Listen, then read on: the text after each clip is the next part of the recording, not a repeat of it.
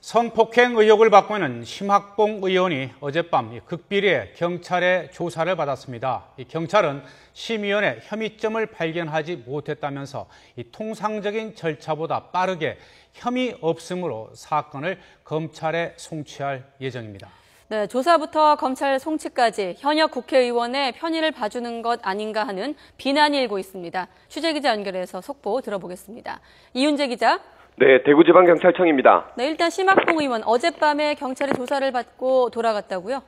네, 그렇습니다. 성폭행 혐의를 받고 있는 심학봉 의원은 어젯밤 9시 반에 피의자 신분으로 대구지방경찰청에 나와 2시간여 동안 조사를 받고 돌아갔습니다.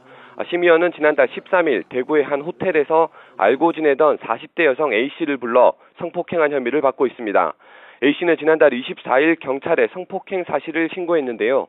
1차 조사에서 본인의 의사와 관계없이 성폭행을 당했다고 주장했지만 이후 벌어진 추가 조사에서는 진술을 바꿨습니다.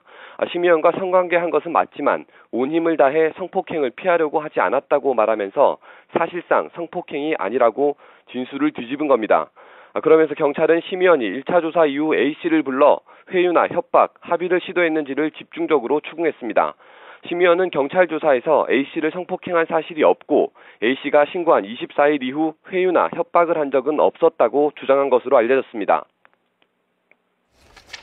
네, 그런데 경찰이 심 의원에 대해서 예상보다 빠르게 혐의 없음으로 결론을 짓고 사건을 검찰에 넘긴다고요?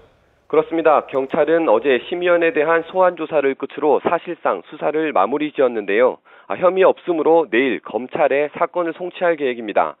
우선 피해자인 A씨가 성폭행이 없었다는 취지로 진술을 바꿨고 피의자의 처벌도 원하지 않기 때문에 수사를 할 근거가 없다는 겁니다.